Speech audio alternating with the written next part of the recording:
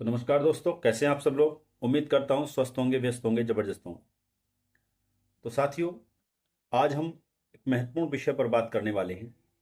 जैसा कि आप मेरे थंबनेल में देख रहे होंगे कि इसमें ये यूपी से न्यूज़ है। 3 तारीख की पेपर की कटिंग है, जिसमें न्यूज़ है कि 27,900 कुछ विद्यालय जो हैं, बेसिक विद्यालय मतलब प्राइमरी विद्यालय, बंद होने के कगार पे हैं। उस तरह के आदेश जारी हुए डीजी की तरफ से। ये इस पेपर के माध्यम से जो न्यूज़ है वो आप देख ही रहे हैं। तो इससे क्या प्रभाव पड़ने वाले हैं, आने वाली जो शिक्षक भर्ती हैं उनके रास्ते और कठिन हो रहे हैं और मुश्किल में आ रही हैं भर्तियां, यानी कि आप इस पर बात करेंगे। दूसरी बात करेंगे, क्या ये आरटीई एक्ट हमारा जो है उसका उल्लंघन है, उस पर भी बात करेंगे। और साथ ही बात करेंगे कि जो सरकार की मंशा है, सरकार या सरकारों मतलब एक यूपी सरकार की बात नहीं कर रहा मैं, सरकारों की मंशा पर बात करने की बात कर रहा हूं कि सरकार की मंशा क्या वास्तव में जो एक ऐसा वर्ग है जिस वर्ग के बच्चे इन सरकारी स्कूलों में पढ़ रहे हैं, क्या उनको वास्तव में शिक्षित करना है, क्या वास्तव में उनको एक वैल्यू एजुकेटेड बनाने की तरफ ले जाने की बात है, या सिर्फ उन लोगों को, उन बच्चों को, यानी जो मजदूर किसान, छोटे तबके के किसान या मजदूर वर्ग, कामगार लोगों के जो बच्चे हैं, उनको केवल एक मजदूर बनाने की राह की तरफ ले जाने का एक ये मंशा है सरकारों की। इस पर हम विस्तार से बात करेंगे। तो आप सभी से निवेदन है साथियों, इस वीडियो में अंत तक बने रहें।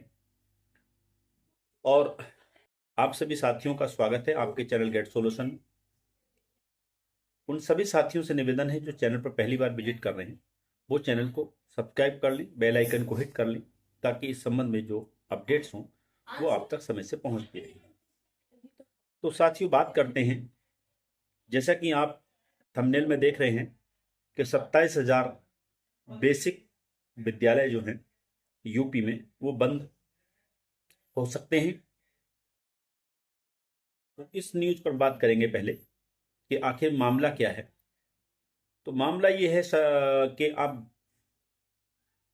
जिन विद्यालयों में 50 से कम बच्चे हैं उन स्कूलों को चिन्हित किया जा रहा है, और उन स्कूलों को जो है, जो पास के विद्यालय हैं, उनमें उनको मर्ज करने का एक जो है ये मामला चल रहा है। हालांकि इस चीज को शिक्षा विभाग ने इसका एक ट्वीट के माध्यम से खंडन किया है कि ऐसी कोई प्रक्रिया गतिमान नहीं है जिसमें 50 से कम बच्चों वाले स्कूलों को बंद किया जा रहा है।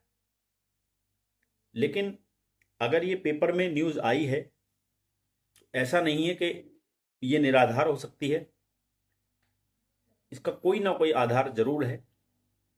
जिसमें बात करूं, बाराबंकी से जो वहां के बेसिक शिक्षा अधिकारी हैं उनका लेटर भी आप अगर देखेंगे तो उसमें भी उन्होंने जिक्र किया है, बाकायदा उस पत्रांक का जिक्र किया शिक्षा विभाग के, जिसके अनुपालन में उन्होंने जो है जो खंड शिक्षा अधिकारी हैं अब उनके जो वहां पे उनको जो है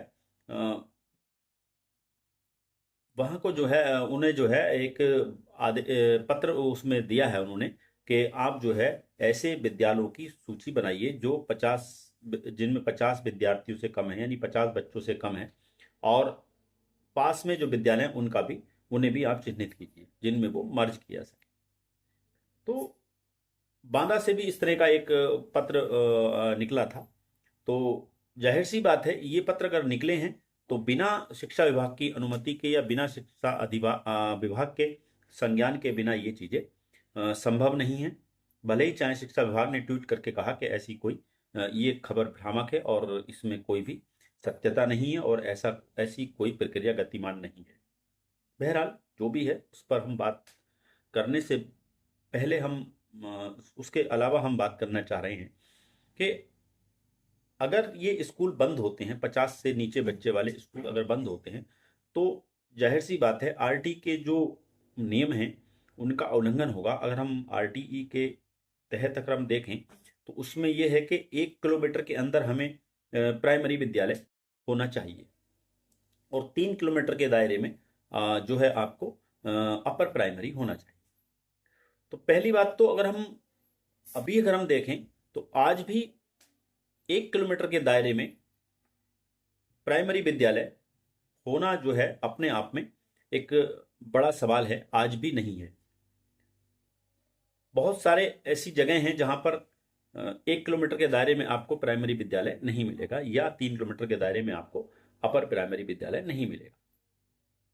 लेकिन अगर ये स्कूल और बंद होते हैं तो फिर आरटीई के जो नियम हैं उनका एकदम घोर उल्लंघन है।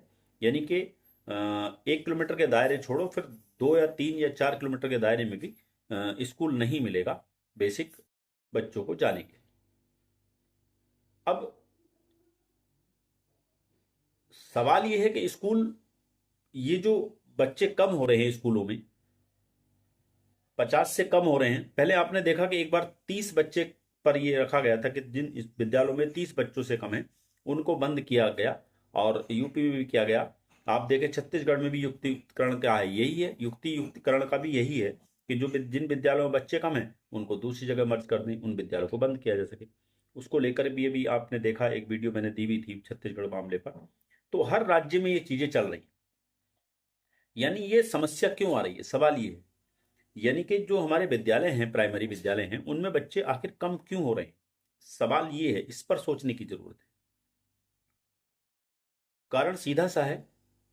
आपने कभी देखा कि एक मिठाई वाले की दुकान अगर है तो वो मिठाई दूसरी दुकान से अपने घर लेके आता है? कभी देखा आपने? या कभी आपने देखा कि किसी का टीवी का शोरूम है तो वो टीवी खरीदने दूसरे शोरूम पे जा रहा है? क्या ऐसा कभी देखा आपने? या कभी ऐसा देखा कि हीरो बाइक का शोरूम वाला अपनी शोरूम पर वो हीरो की बाइक ना लेकर के किसी दूसरी बाइक से जा रहा हो? यानी जो सेवा हम दे रहे हैं या कोई भी व्यक्ति सेवा दे रहा है, या मान लीजिए कोई भी उसका प्रोडक्शन है, उत्पाद है, तो वो उसका उपयोग खुद भी करता है। लेकिन एक शिक्षा विभाग ऐसा मात्र विभाग है या ऐसा एक सेवा है जिसमें शिक्षा विभाग से जुड़े लोग, चाहे वो पियोन से लेकर के मिनिस्टर तक, अधिकारी तक, कर्मचारी तक, सबकी हम बात करें तो किसी एक का बच्चा भी सरकारी तंत्र के अंदर नहीं पढ़ता। भाई जब आपका प्रोडक्शन है शिक्षा, आप उस एक तरह से, यानी कि आप सेवा दे रहे हैं शिक्षा में, आप पढ़ा रहे हैं बच्चों, आपका पूरा शिक्षा विभाग है, आप बच्चों को शिक्षित करने की बात कर रहे हैं, तो भाई आखिर आपके बच्चे क्यों नहीं उसमें पढ़ रहे? इसका मतलब कहीं ना कहीं उसकी गुणवत्ता में दिक्कत है, तभी आप अपने बच्चों को वहां नहीं पढ़ा रहे हैं। तो सरकार की मंशा शिक्षा देना, एक अच्छी शिक्षा देना मकसद अगर है तो इन विद्यालयों का सुधार होना चाहिए था। इन स्कूलों में, इन विद्यालयों में जो बच्चे कम हो रहे हैं, क्यों हो रहे हैं, उस पर ध्यान देने की जरूरत थी। मुझे तो ये लगता है कि सरकार चाहती नहीं है कि जो मजदूर वर्ग है, हालांकि मैं बेबाक तरीके से बात बोल रहा हूं, कि जो हमारा मजदूर वर्ग है, छोटे तबके का किसान वर्ग है, या जो भी मेहनत का व्यक्ति है, मजदूर वर्ग है, उसके बच्चे ही इन विद्यालयों में जा रहे हैं आज की डेट में। ये ठीक ठाक बात है, यानी जिसकी ठीक ठाक आमदनी है वो प्राइमरी विद्यालयों में या सरकारी विद्यालयों में अपने बच्चे नहीं पढ़ा। तो सरकार की मंशा ये है कि जो बच्चे इस वर्ग के हैं वो केवल साक्षर हो जाएं, लिखना पढ़ना हिसाब किताब लगाना जान जाएं, वेल क्वालिफाइड के रास्ते पर ना जाएं। यानी वेल क्वालिफाइड ना हो वो लोग, अगर वो वेल क्वालिफाइड लोग होंगे तो फिर हमसे, हमारे अपने अधिकारों के प्रति हमसे लड़ेंगे, अपने अधिकारों को मांगेंगे, नौकरियां मांगेंगे। इसलिए सरकारें इस तरफ ध्यान नहीं दे रही, केवल एक दिखावा कर रही हैं कि हम शिक्षा पर काम कर रहे हैं। क्या जो विद्यालयों में पढ़ा रहे हमारे शिक्षक हैं, प्राइमरी विद्यालयों में या जूनियर विद्यालयों में जो शिक्षक पढ़ा रहे हैं, क्या उनकी योग्यता में कहीं कमी है? क्या वो सक्षम नहीं है बच्चों को पढ़ाने के लिए? क्या वो पूरा अपना कोर्स डीएलएड बीएड या जो भी उस लेवल का कोर्स है वो करने के बाद टेट सी टेट और सुपर टेट करने के बाद ज्वाइन नहीं होते? तो कहाँ उनमें कमी है? यानी हमारे टीचरों में पढ़ाने के लिए कहीं से कहीं तक कोई कमी नहीं है, बशर्ते सरकार की मंशा पर सवाल है। सरकारें क्या पढ़ाना चाहती हैं, पढ़वाना चाहती हैं उनसे? आपने देखा होगा जो हमारे शिक्षक साथी हैं उनको पढ़ाई के अलावा बहुत सारे कामों में उलझा कर रखती हैं हमारी सरकार।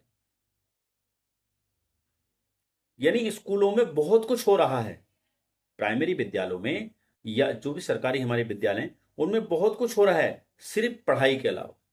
यानी जो पढ़ाई है वो उसका स्तर नहीं सुधरता, और जब तक पढ़ाई का स्तर नहीं सुधरेगा, जब तक टीचरों से पढ़वाया नहीं जाएगा, यानी उनकी जो क्षमता है उसका दोहन नहीं कराया जाएगा, तब तक विद्यालयों की स्थितियां सुधरने वाली नहीं। और ये सुधरेंगी तब जब ये तंत्र, जो सरकारी तंत्र है, इसको जब तक महसूस ना हो कि कहां कमी है, क्या करना क्या नहीं करना। मैं छोटा सा एक बात कहना चाहूंगा, आज ही आप यानी सरकार अगर एक बात की अनिवार्यता कर दे कि प्योन से लेकर के, चाहे वो शिक्षक साथी हों, चाहे वो कर्मचारी हों, चाहे वो अधिकारी हों, चाहे उस विभाग का मिनिस्टर हो, उनके बच्चे अगर सरकारी विद्यालयों में पढ़ने के लिए अनिवार्यता कर दी जाए तो मैं कहता हूं 2 दिन में शिक्षा का स्तर अपने चरम पर पहुंच जाएगा। जब इन अधिकारियों को, इन कर्मचारियों को, इन मंत्रियों को, इन संतरियों को ये लगेगा कि अब उन लोगों का ही भविष्य खराब नहीं हो रहा, उन लोगों के बच्चों का भविष्य खराब नहीं हो रहा है, जिन मजदूर वर्ग या दूसरे जो वर्ग हैं, हमारे बच्चों का भी भविष्य अब इस विद्यालय के साथ जुड़ गया है, इस सरकारी स्कूलों के साथ जुड़ गया है, तो 2 दिन में उन्हें महसूस होगा कि शिक्षा का स्तर सुधरना चाहिए, और 2 दिन में शिक्षा का स्तर अपने चरम पर आ जाएगा, सुधर जाएगा। अभी विडंबना यह है कि उनके बच्चों का भविष्य ठीक है, प्योन के बच्चे प्राइवेट स्कूलों में जा रहे हैं, सरकारी टीचर्स के बच्चे प्राइवेट स्कूलों में जा रहे हैं, जो क्लर्क हैं उनके बच्चे, जो अधिकारी हैं, बेसिक शिक्षा अधिकारी, खंड शिक्षा अधिकारी हो, जिला शिक्षा अधिकारी हो, इनके बच्चे प्राइवेट स्कूलों में जा रहे हैं। तो आप मैसेज क्या दे रहे हो? यानी आपका जो तंत्र है, शिक्षा तंत्र, जिस तंत्र को आप चला रहे हैं, उस तंत्र में आपके अपने बच्चे नहीं पढ़ रहे, कैसे विश्वास होगा दूसरे लोगों को आपके इस तंत्र पर? कैसे भरोसा करेंगे कि वहां पे एक अच्छी गुणवत्ता शिक्षा प्राप्त हो रही है? क्या ये सवाल नहीं बनता? वो ऐसे लोगों के बच्चे पढ़ रहे हैं जो अपने अधिकारों को नहीं जानते, जो अपने बच्चों का होमवर्क नहीं देख सकते बच्चा हमारा क्या करके आया, क्या नहीं करके आया। वो आवाज उठाएंगे शिक्षा के लिए? नहीं साथियों, समाज के दूसरे वर्गों को भी इसमें आवाज उठानी चाहिए जिनके बच्चे प्राइवेट स्कूलों में पढ़ रहे हैं। याद रखना, जिस दिन ये सरकारी तंत्र बंद हो जाएगा, आज 50 बच्चों से कम की बात कर रहे हैं कि 50 बच्चों से कम के जो विद्यालय हैं उनको बंद किया जा सकता है, और ये पहली बार नहीं हुआ है। 30, जिन स्कूलों में 30 बच्चों से कम थे वो स्कूल ऑलरेडी बंद हो चुके हैं। इससे जो हमारे युवा साथी भर्तियों के इंतजार में बैठे हैं, सरकारी शिक्षक बनने के इंतजार में बैठे हैं, उन लोगों के लिए भी मुश्किलें हैं, क्योंकि जब ये स्कूल बंद होंगे तो पद स्वतः ही खत्म हो जाएंगे और नई भर्तियों आने में दिक्कत होगी या बहुत कम पदों पर आएगी। तो मैं कहना चाहता हूं कि समाज के सभी वर्गों को इस पर जरूर विरोध जताना चाहिए और इसमें आगे आना चाहिए, क्योंकि जिस दिन ये सरकारी तंत्र पूरी तरह बंद हो जाएगा,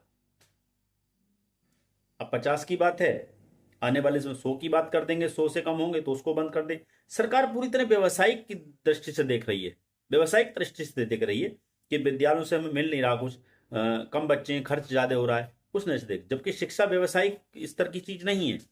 लेकिन विडंबना ये है कि सरकारी जो हमारी सरकारी शिक्षा है वो भी अब व्यवसायिक तरीके से उसको सरकारें देख रही हैं, एक विडंबना है। तो जिस दिन इस तरह से ये विद्यालय, सरकारी विद्यालय कम हो जाएंगे तो प्राइवेट स्कूल्स अपनी मनमानी पे आ जाएंगे, फिर वो अपनी सेवा देने में अपने रेट्स अपने हिसाब से मन मुताबिक रखेंगे, क्योंकि फिर उनके पास ये भय नहीं रहेगा उनको कि अगर हम फीस अपनी बढ़ा देंगे, हम अपने खर्चे बढ़ा देंगे, तो ये बच्चे सरकारी विद्यालयों में चले जाएंगे। अभी कहीं ना कहीं उनके दिमाग में एक भय है कि अगर हमारे स्कूल में अगर फीस ज़्यादा होगी या दूसरी चीज़ें होंगी तो बहुत सारे बच्चे जो हैं वह यहाँ से सरकारी स्कूलों में चले जाएंगे। तो साथियों, अगर शिक्षा को सुधारना है तो जो समाज के जागरूक लोग हैं उन लोगों को अपने बच्चों को सरकारी विद्यालय में एडमिशन कराना चाहिए, और जो तंत्र है, जो शिक्षा का सिस्टम है, उसके खिलाफ जो है आवाज़ उठानी चाहिए। अपने स्कूलों में जाके बच्चों के उनसे बात करें पेरेंट्स कि भाई आप इसलिए, जब नीचे से दबाव आएगा तो फिर ऊपर इनको करना पड़ेगा। तो साथियों, बात वही है, मैंने स्पष्ट तौर पे कहा है कि सरकार की मंशा इन बच्चों को केवल साक्षर मजदूर बनाने की है, साक्षर वेलिफाइड यानी वेल क्वालिफाइड की तरफ ले जाने की बात नहीं है। अगर उस तरफ जाएंगे तो फिर इनकी दिक्कतें बढ़ेंगी। तो साथियों, यही मेरे इस पर कुछ विचार थे। उम्मीद करता हूं कुछ लोग सहमत भी हो सकते हैं, कुछ लोग असहमत भी हो सकते हैं, क्योंकि हम जो विचार रखते हैं जरूर नहीं कि हमसे लोग सहमति हों, असहमत भी हो सकते हैं। आप वीडियो में अंत तक बने रहें, इसके लिए आपका बहुत बहुत धन्यवाद साथियों। साथ ही निवेदन रहेगा, वीडियो को लाइक करें, शेयर करें, कमेंट करें, कमेंट जरूर करें, असहमत हो तब भी, सहमत हो तब भी, ताकि हमें इस बात का एहसास हो कि हमने जो विचार रखे हैं वो कहाँ तक सही हैं और कहाँ तक गलत है। तो साथियों, आगे कोई भी अपडेट शिक्षा जगत से जुड़ी होगी तो उस पर हम फिर वापस आपके साथ चर्चा करेंगे। तब तक के लिए साथियों, नमस्कार।